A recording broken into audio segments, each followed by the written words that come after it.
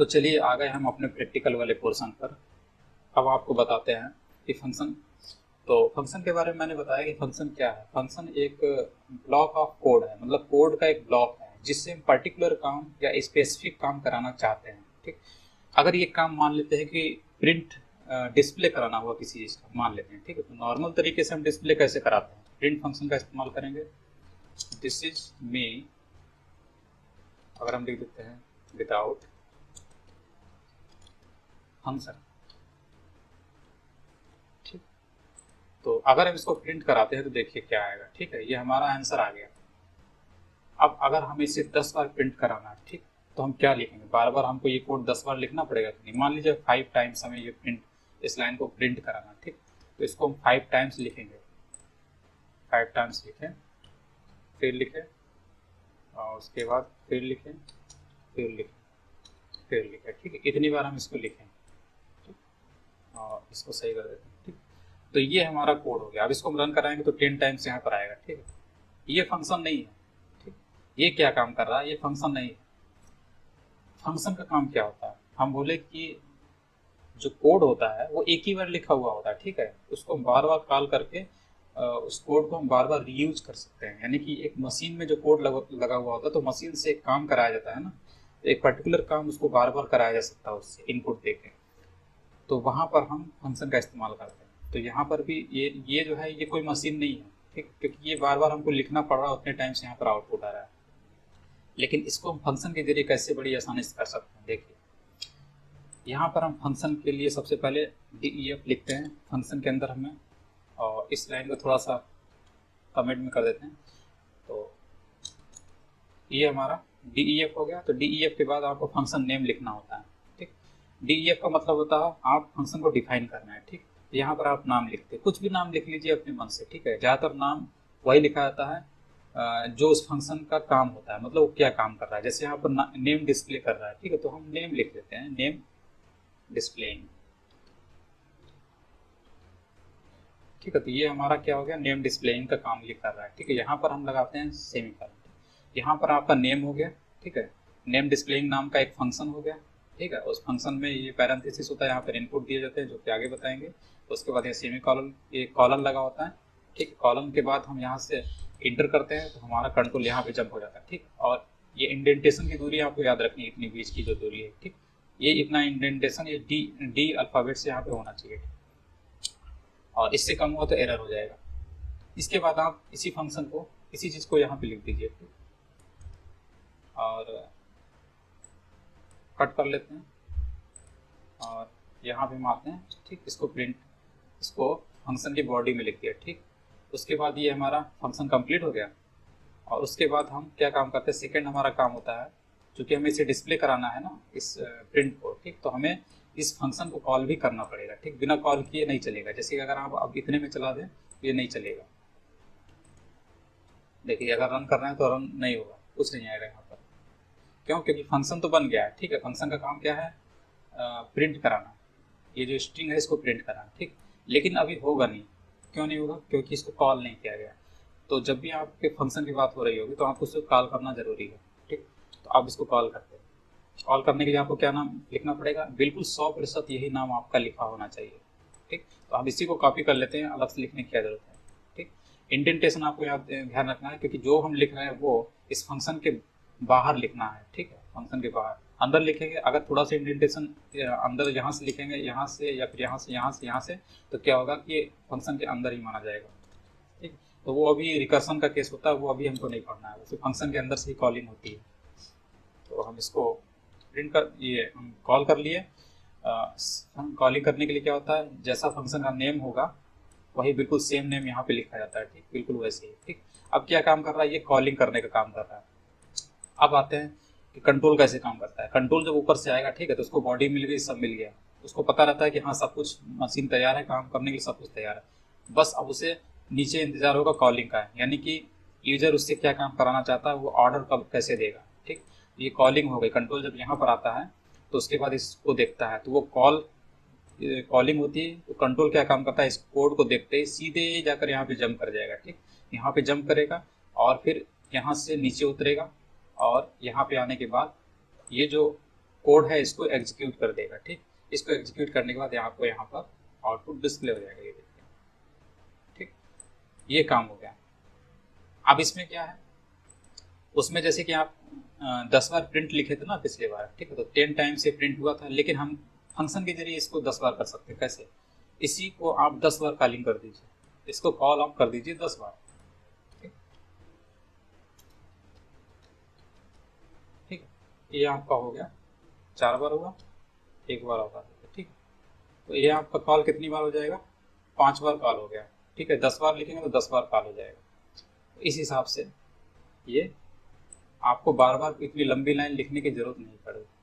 अभी तो मैंने छोटी लिखी है, मान लीजिए इसके बाद आप पता नहीं और क्या क्या ऐसे करके सब कुछ लिख देते हैं। ठीक, बहुत सारी लंबी लाइन लिखते हैं, तब भी उसको ये 5 टाइम्स प्रिंट करा देगा।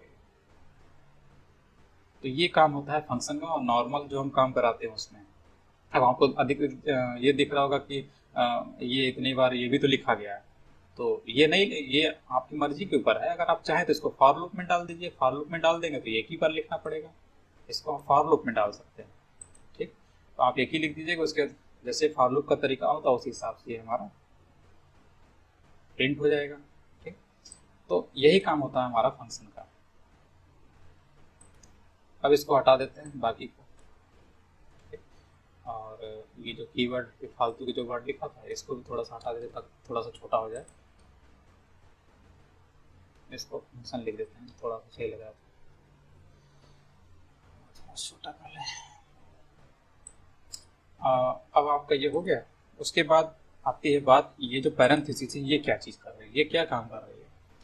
तो यहाँ पर तो आपको अंदर पहले से ही मशीन में ये काम दिया गया है। ठीक, तो वो मशीन जैसे यहाँ से कॉलिंग होती है, बटन दबाया जाता है, तो बटन दबाने के बाद ये यहाँ के प्रिंट कर दिया था। ठीक, लेकिन कभी कभी होता है कि हम यहाँ से मशीन में कुछ इनपुट भी डालें। ठीक, तो उस इनपुट के हिसाब से भी आउटपुट यहाँ पर काम करना चाहिए, यहाँ पे डिस्प्ले होना चाहिए।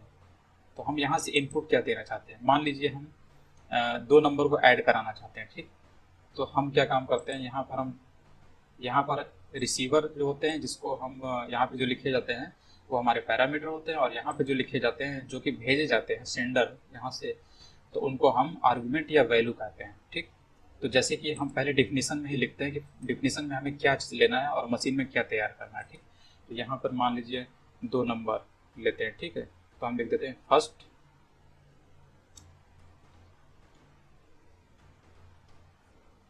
फर्स्ट लिख देते हैं, और उसके बाद दूसरा पैरामीटर ले लेते हैं सेकंड, और उसके बाद हम क्या काम कराना चाहते हैं, दोनों को ऐड कराना चाहते हैं। ठीक है, तो एडिशन लिख देते हैं, मतलब पहले दोनों को ऐड करा देते हैं। ठीक, इन दोनों को हम कॉपी कर लेते हैं, और हम यहाँ पे लिखते हैं इंडेंटेशन, हमें ध्यान रखना चाहिए, तो यहाँ पर हम लिखते हैं इसको, इन दोनों के बीच हम प्लस साइन लगा दें, और इसको हम एक वैल्यू में स्टोर करते हैं। ठीक, रिजल्ट में स्टोर कर दे रहे हैं। ठीक, उसके बाद यहाँ पे लिख देते हैं, यहाँ पे एफ स्ट्रिंग ले लेते हैं, और इसके अंदर लिख देते हैं, कॉम्प्लेक्स नहीं करते हैं इसको, सिंपली रिजल्ट ही लिख देते हैं। एफ स्ट्रिंग लेने की क्या जरूरत है जब उसकी जरूरत नहीं है। ये क्या काम कर रहा है, ये तो ये हमारा हो गया कोड।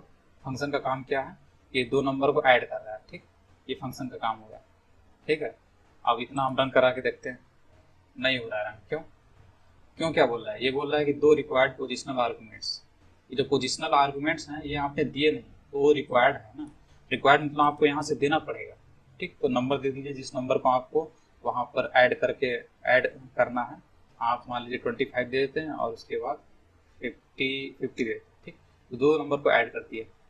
अब इसके बाद क्या होगा, देखिए इसके बाद आपका ये 75 दिखा रहा है। इसने क्या काम किया, ये यहाँ पे जब कंट्रोल आया, जब पहली बार कंट्रोल आएगा ऊपर से, तो ये पूरा डेफिनेशन उसको पढ़ लेगा कि ऊपर में क्या लिखा हुआ है। ठीक, तो ऊपर इसने देखा कि 2 पैरामीटर की भी रिक्वायरमेंट है। ये पैरामीटर दिए हुए हैं, इनका नाम हम पैरामीटर बोलते हैं इनको, और ये हमारे क्या है, वैल्यूज हैं जो कि इसमें जाते हैं। जब इसको कॉल किया जाता है तो यहाँ पे जाता है। तो अभी जब कंट्रोल यहाँ से यहाँ आएगा, जब पहली बार ये रन करेगा तो इस डिफिनेशन मिल गई। उसके बाद तो नीचे आता है, यहाँ पर उसको दिखता है कि हाँ फंक्शन को कॉल किया गया है, और फंक्शन कॉल करने के साथ ही वो इन चीज़ों को भी लेकर जाता है, कंट्रोल इन चीज़ों को लेकर जाएगा। और जो ये पहला वाला 20, ये जो पहला वाला वैल्यू है, ये जिसको आर्गुमेंट बोलते हैं, ये जाकर इस फर्स्ट नाम के पैरामीटर में जाकर स्टोर हो जाएगा। वैसे ही होगा जैसे आप बोलते हैं फर्स्ट इक्वल्स टू 25, इस टाइप का काम यहाँ पर होगा। मतलब जब ये कंट्रोल यहाँ से यहाँ जाएगा, जब इसको कॉल किया जाएगा, कॉल करने के बाद जब ये कंट्रोल जाएगा तो ये पूरी चीज़ लेकर जाएगा 25 और 50 को, ठीक। तो वहाँ पर किस टाइप का काम होगा, इस टाइप का, यानी कि फर्स्ट में क्या स्टोर हो जाएगा 25 और सेकंड में क्या स्टोर हो जाएगा 50, ठीक। इतना आपको समझ में आ गया। फिर उसके बाद जो यहाँ पे फर्स्ट का इस्तेमाल किया गया तो यहाँ पे क्या आ जाएगा हमारा 25 आ जाएगा, सेकंड में क्या आ जाएगा 50 आ जाएगा, ठीक है। फिर इन दोनों को ऐड कर दिया गया है इस प्लस साइन से, ठीक। इनका जो आउटपुट है ऐड होने के बाद कितना आएगा 75, इसको स्टोर कर लिया गया यहाँ पर। फिर उसके बाद हम यहाँ पे प्रिंट फंक्शन के जरिए इसको प्रिंट करा दे रहे हैं यहाँ पर, ठीक है। इसलिए हमारा आंसर आ रहा था 25। तो इतना काम इससे फंक्शन से हो रहा है। इसको थोड़ा लाइन को ऊपर ले लेते हैं, बहुत नीचे है, ठीक। तो ये काम ऐसे हो रहा है। यहाँ पर आपका क्या आ जाएगा, ये गड़बड़ है कहीं पर, कहाँ मिस्टेक है, हाँ ये देखिए इंडेंटेशन गड़बड़ है। ये जो लाइन है ना, ये इंडेंटेशन, आपको अभी ऐसा लग रहा है कि ये डिफिनेशन जो है ये लिखा हुआ है इस बॉडी के अंदर ही ये मौजूद लग रहा है, दिख रहा है ना आपको। तो आपको अंदर नहीं रखना, कॉलिंग जो होगी बाहर से करनी है, ठीक है। अब आपका आंसर सही आ जाएगा 75। अब अगर आप यहाँ से आउटपुट बदलेंगे, मान लीजिए 80 कर देते हैं, तो देखिए आपका ये 130 आ गया, ठीक। तो ये मशीन एक प्रकार से जो ये कैलकुलेटर में जैसे लगा हुआ होता है, उसी तरीके से कैलकुलेटर में जो एडिशन वाला कोड लगा हुआ होता है, बिल्कुल ऐसे ही होते हैं, बिल्कुल सेम ऐसे ही होते हैं, इस टाइप के, थोड़ा बहुत मॉडिफिकेशन होकर ऐसे ही होता है। तो इसमें फर्स्ट नंबर और 2 नंबर को ऐड किया गया तो आपको यहाँ से दे दिया गया।